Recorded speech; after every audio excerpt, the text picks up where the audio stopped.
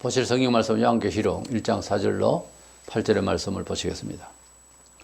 요한은 아시아에 있는 7교회에 편지하노니 이제도 계시고 전에도 계셨고 장차 오실 이와 그의 보좌 앞에 있는 7영과 또 충성된 증인으로 죽은 자들 가운데서 먼저 나시고 땅의 임금들의 머리가 되신 예수 그리스도로 말미암아 은혜와 평강이 너희에 있기를 원하노라. 우리를 사랑하사 그의 피로 우리 죄의 소리를 해방하시고 그의 아버지 하나님을 위하여 우리를 나라와 제사장으로 삼으신 그에게 영광과 능력이 세세토록 있기를 원하노라. 아멘. 볼지어다 그가 구름을 타고 오시리라. 각 사람의 눈이 그를 보겠고 그를 찌른 자들도 볼 것이요 땅에 있는 모든 족속이 그로 말미암아 애곡하리니 그러하리라. 아멘. 주 하나님이 이르시되 나는 알파와 오메가라. 이제도 있고 전에도 있었고 장차 올 자여 전능한 자라 하시더라. 아멘. 본문은 종말에 되어질 사건에 대한 또 예수 재림에 대한 이 계시의 말씀을 읽고 듣고 지킬 자들에게 성삼위 하나님의 이름으로 축복하고 또한 이 계시는 성부 하나님의 입법자이신 성부 하나님께서 분명하게 이루실 것을 강조하는 내용으로 담고 있습니다. 그래서 하나님 계시의 확정이라는 주제로 말씀을 나누고자 합니다.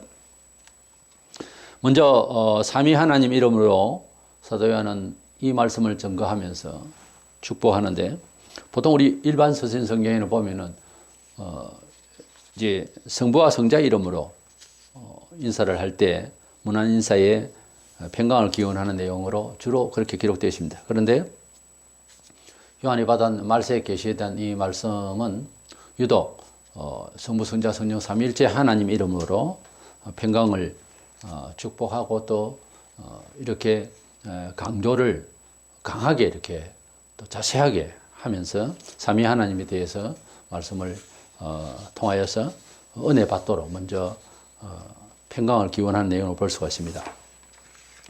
먼저 성부 하나님 이름으로 축복을 하는데 요한은 계시의 근원이신 성부 하나님 이름으로 먼저 축복합니다. 본문 4절에 이제도 계시고 전에도 계시고 장차 오실 이와 이랬습니다. 장차 오실 이라니까 예수 재림을 먼저 생각하는데 그것이 아니고 본문 8절에 보면은 주 하나님이 이르시되 나는 알파와 오메가라. 이제도 있고 전에도 있었고 장차 올 자요. 여기 장차 올 자라고 말씀을 하고 있잖아요. 그래서 4절에 있는 이제도 계시고 전에도 계셨고 장차 오실 이와 할 때는 성부 하나님을 말씀하는 겁니다.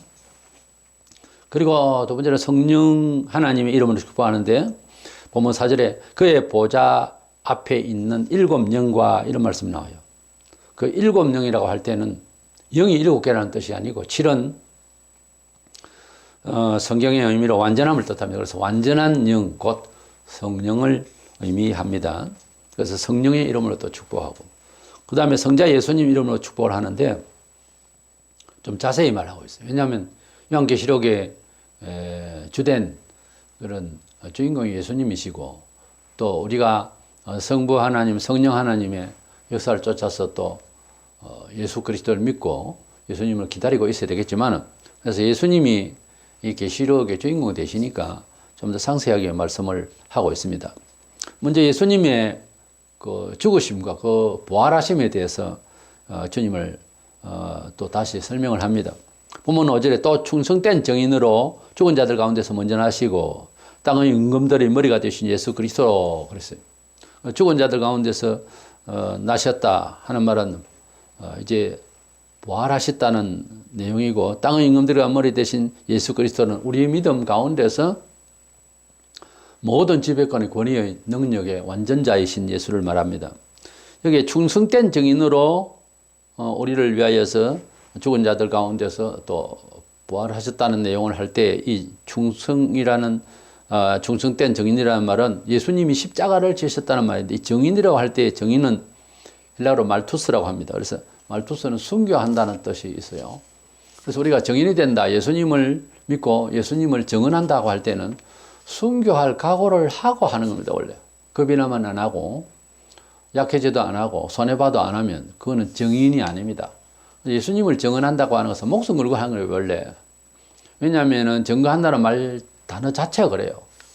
그래서 예수님께서는 목숨을 아끼지 아니하시고 우리를 위하여서 자신을 내놓으시고 우리를 구원하셨습니다. 그래서 우리 예수님은 자신을 버려 우리를 구원하신 충성된 증인으로서 돌아가셨다가 또 사흘 만에 부활하셨습니다. 계시록 17장 14절 어린 양은 만주해 주시어 만왕의 왕이시라고 그랬어요. 우리 예수님이 만왕의 왕이라 할 때는 이 세상을 영적으로 사실 지배하고 계시고 또 실제 모든 역사 섭리를 주님의 손안에서 역사하고 계십니다만 앞으로 장래에 주님께서 재림하시면은 세상이 깜짝 놀랄 것입니다. 온 세상을 지배하시게 되는 우리 주님으로 그들도 알게 될 것입니다. 고린도전 15장 20절에 그러나 이제 그리스도께서 죽은 자가 가운데서 다시 살아나사 잠자는 자들의 첫 열매가 되셨도다 그랬습니다. 잠자는 자란 말은 죽은 사람을 말하는데 그냥 죽은 사람이 아니라 성도를 말해요. 성도들이 죽었을 때 잠잔다 그래요.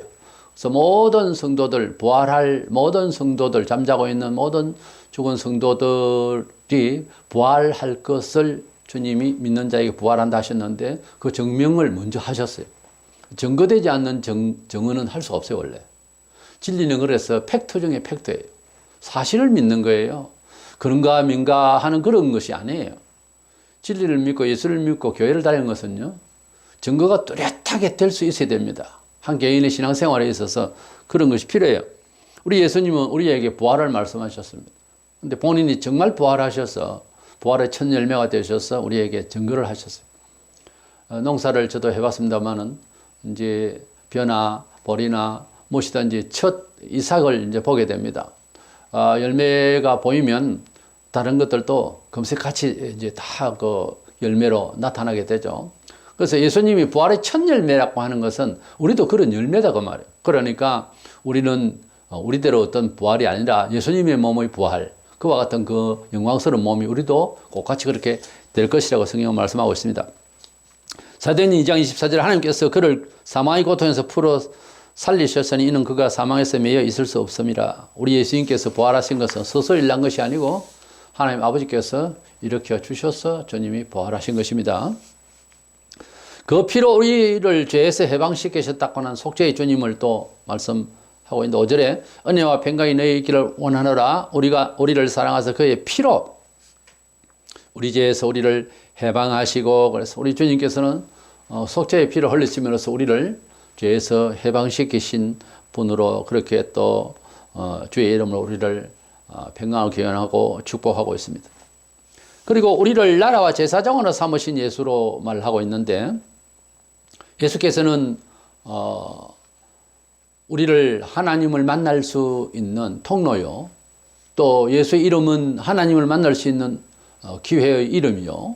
또 예수 그리스도는 속죄의 피를 흘리심으로써 우리 죄를 없이 하시는 그런 대속의 제물이 되셨습니다.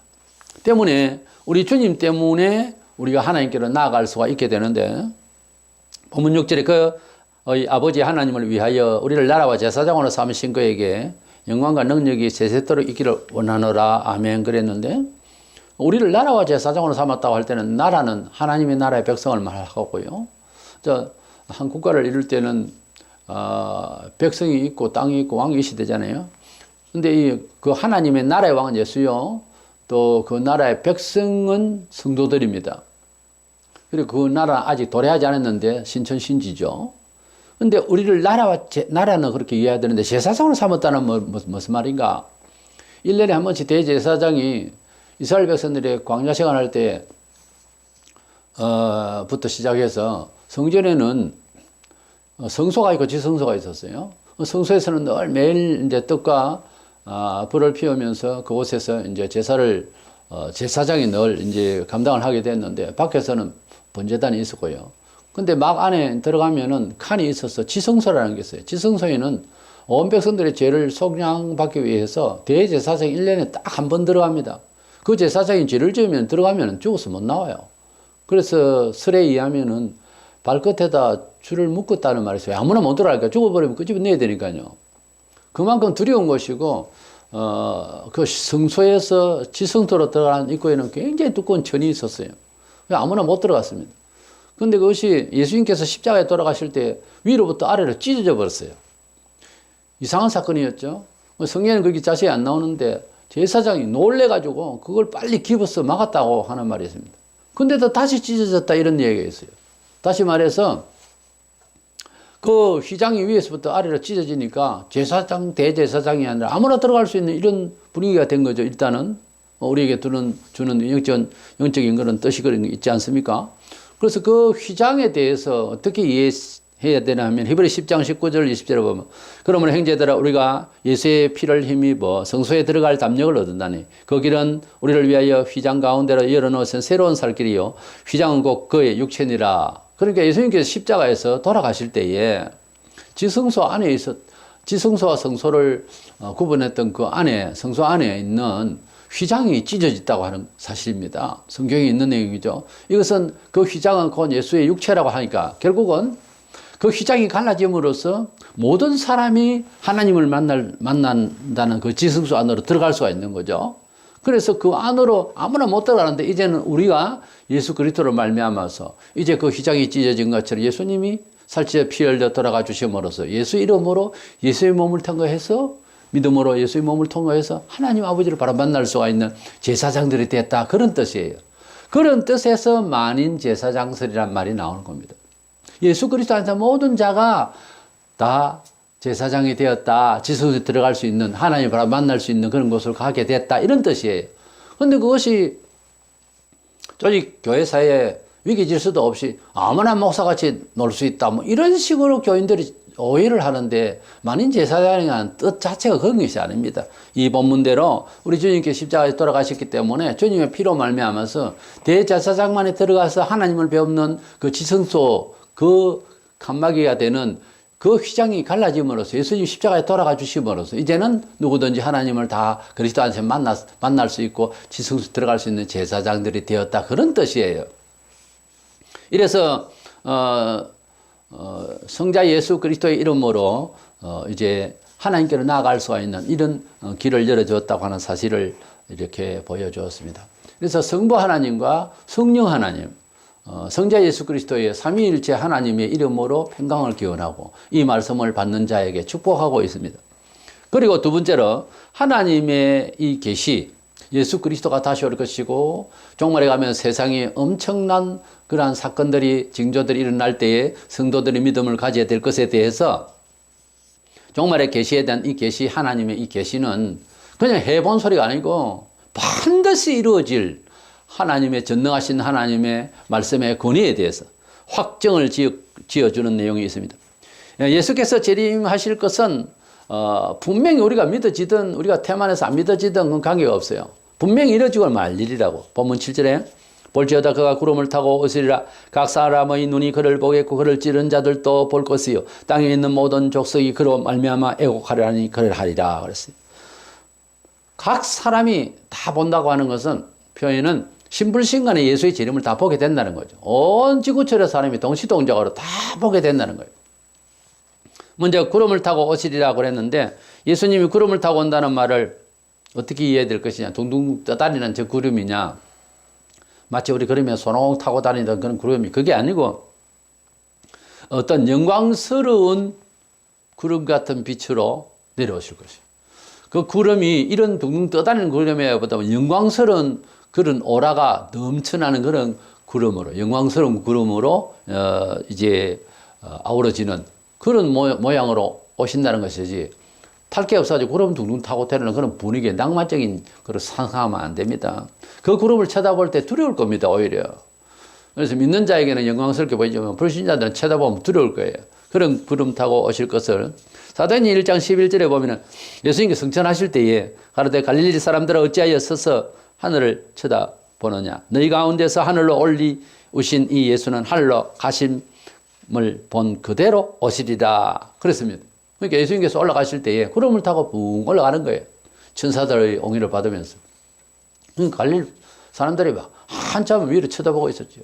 그때 천사가 내려오실 때도 이렇게 내려오실 것이다 했으니 구름 타고 올라가셨으니 구름 타고 내려오실 것이다 이렇게 이해하면 좋겠습니다. 또한 각 사람의 눈이 본다고 하는 7절에 각 사람의 눈이 그를 보이고 그를 찌르는 자들도 볼 것이요 땅에 있는 모든 족속이 그로 말미암아 애곡하니 그를 하리라 그랬어요. 분명한 것은 예수의 재림은 단순히 믿는 자에게 어떤 이념적인 거나 그런 것이 아니고 실질적으로 부활하시고 실제 성천을 하셨기 때문에 재림하실 때에도 불신자들이 보게 될 것이라는 거죠. 지금 많은 불신자들이 말을 할 때 또 신학자 중에서 예수의 육신적인 부활을 믿지 않아요. 육신적인 부활을 믿지 않으니까 하늘로 올라가셨다는 것도 더 못 믿는 것이고 그 몸으로 다시 오실 것도 안 기다리는 거죠. 그럼 우리는 육신적인 부활을 하셨기 때문에 그 몸이 이제 완전 다른 몸이기 때문에 성찬하셨고 일반적인 몸은 대기근 밖으로 가면 타져 죽잖아요. 근데 그 영광스러운 그 몸으로 다시 재림하실 것이라는 것을 믿어야 하는 것입니다. 그리고 여기 보면 그 말 끝에 그러하리라 아멘 이 말이 있는데 그러하리라 아멘이라는 말은 사실은 중복된 표현입니다. 원어에는 나이라는 말이 있고요. 또 아멘이라는 말이 들어가 있는 나이는 헬라어로 히브리어와 같은 진실로 그러하다 하는 뜻에서 나이 진실로 그러하다 이럴 때 나이라는 말을 쓰고 아멘은 히브리어의 음력어로서 그냥 아멘 그래 돼 있는 그러하리라 이렇게만 해도 되고 아멘 그렇게 해도 되는데 왜 헬라와 히브리가 중복으로 같은 말을 했느냐 일 자체를 확정하기 위해서 그렇다는 거예요. 그리고 헬라어는 이방인들이 쓰는 용어로서 이방인을 상대로 그리고 히브리어는 유대인들이 쓰는 정통 하나님의 백성이 쓰는 용어 그러니까 믿는 자와 헬라어를 쓰는 안 믿는 세계의 사람 모두 다 예수의 재림을 보게 될 것이다 하는 의미도 함의되고 있는 겁니다. 그래서 같은 말을 두 번을 하는 것은 확정을 하는 거예요. 뭐든지 두 번씩이나 이렇게 확인을 하게 되는 것은 그 권위와 그 절대성을 의도할 수 있죠. 확실히 올 것이다. 그래서 예수는 기독교인에게만 예수는 유대인에게만 조용히 내려오신 것이 아니라 우주적으로 신불신간에 우주적으로 하늘에서 내려오시는 우주적 사건이다 그 말입니다. 그렇기 때문에 예수 그리스도의 재림은 우리끼리 믿고 그냥 기다리고 그런 게 아니고 불신자에게도 이야기를 해줘야 돼요. 재림할 것이다. 심판하러 예수께서 오실 것이다. 4대 승인 같은 사람 아니다. 무덤이 없다 그분은. 하늘로 올라가시고 재림하실 것이다. 신불신간에 오실 것이다. 마음 놓고 그렇게 증거할 수 있어야 되는 거예요. 이 본문 자체가 그런 겁니다. 이 계시를 주신 하나님은 다시 이 본문 8절에 주 하나님 이르시되 나는 알파와 오메가라. 이제도 있고 전에도 있었고 장차 올 자여 전능한 자라 하시더라 그랬어요. 하나님께서 이 모든 말씀을 하시고 또 이 모든 말씀을 주시고자 하는 요한에게 전달하면서 이 계시의 내용이 확실하다는 것을 또 다시 한 번 더 확증하고 있습니다. 나는 알파와 오메가라 할 때는 알파, 오메가는 헬라의 첫 글자와 끝 철자입니다. 그래서 이 말은 처음과 끝이라는 말, 이것은 이 세상을 만드신 분도 하나님이시요 마무리하실 분도 하나님이시다는 거죠. 즉 이 세상의 모든 것들과 이 세상이 이루어지는 모든 역사도 하나님의 장중에서 섭리되고 있다 하는 뜻이죠. 그렇기 때문에 예수의 재림은 세상 종말의 심판과 마무리하는 내용이기 때문에 하나님이 알파와 오메가 역사의 처음과 끝의 주인 되시니 다시 설명을 하자는 거죠. 이니 재림 종말에 대한 내용이 확실히 내 권한에서 되어지고 있으니 믿으라는 거죠. 이래서 알파와 오메가 되신 하나님은 모든 역사의 주인이 되시고 시작과 끝이 되시니 끝을 분명히 하나님 권한에 있으니까 분명히 이루실 분이다 이런 뜻입니다. 아무리 예수의 재림의 이야기를 해도 안 듣잖아요. 안 믿고. 근데 예수 믿는 사람은 글쎄요 다 믿고 간절한지는 모르겠는데 일단 예수님의 부활과 성천을 믿는다면은 재림까지 믿어야 되겠죠. 그래서 이 재림의 역사는 예수 자신이 이미는 내려온 것이 아니고 하나님 아버지의 역사의 섭리 그 끝을 마무리를 하시기 위해서 내보내시는 것입니다. 처음에 초림하실 때 고요한 그릇 한밤 우리가 조용히 오셨던 그 말고에 오셨던 예수님, 베델에 오셨던 예수님, 그 예수님이 바로 예루살렘에 오셨던 그 초림하신 예수님도 스스로 오신 것이 아니었어요. 하나님 아버지께서 보내신 것이에요. 구원의 시작이었고 예수님께서 재림하시면 구원의 마무리가 되는 겁니다. 이 모든 일들의 입법은 하나님 아버지가 하시는 거예요. 이래서 우리는 하나님의 계시, 창세기부터 계시록까지 모든 말씀이 계시의 말씀입니다만은 그러나 예수께서 재림하시는 것은 사실상 우리의 신앙의 모든 것과 또 우리 삶의 지구촌의 모든 삶을 최종 결정을 내리는 일이에요. 그래서 요한계시록은 굉장히 중요한데 계시록을 자꾸 읽으면은 지금 현재 살아야 할 정신을 줘요. 계시록 계속 읽고 있고 계시록을 자꾸 공부하면 그 이전에 있는 모든 성경, 구약에서부터 계시록 이전까지의 모든 내용을 습득하는 데 상당한 영감을 줘요. 왜냐하면 총체적이고 종합적이기 때문에 이곳에서 결론을 내리기 때문에 원인이 있어야 결론이 있잖아요. 그래서 그런 모든 것들을 다 깨닫게 하는 묘한 지각이 있어요. 이래서 계시록을 읽는 자가 복이 있다는 말이 그 말이에요. 다른 책을 읽어도 복이 되고 생명이 되는 복음이고 하나님의 계시지만은 그렇다는 거죠. 이 계시록만은. 그래서 요한계시록은 더더구나 이 말세를 살아가는 성도들이 힘을 받아야 되고 하기 위해서 성부, 성자, 성령 삼위일체 하나님의 이름으로 평강을 기원하고 축복하고 있는 것입니다. 성격상 그렇다는 거죠. 다른 서신들은 보통 성부와 성자 이름으로 해요. 근데 성부와 성자, 성령 삼위일체 하나님의 이름으로 축복을 해서 여기 있어요. 요한계시록만 유독 그래요. 그래서 우리에게 하나님의 카이로스에 하나님의 시간대에 살아가는 우리에게 큰 격려가 되고 희망이 되고 하나님 나라에 대한 소망이 넘쳐나고 뜨겁게 되고 우리가 간절해지고 각성되어지고 우리의 존재를 확립하게 되고 얼마나 많은 영감적으로 살아나는 일이 생기는지 모릅니다. 그래서 하나님의 이 계시는 확실히 이루어질 것을 이 본문에서 최종적으로 결정을 내리고 있으니까 잘 알아듣고 우리의 소원 중에 이 말씀이 각인이 되어서 범사에 승리할 수 있는 조화 연이 되시기를 축원합니다.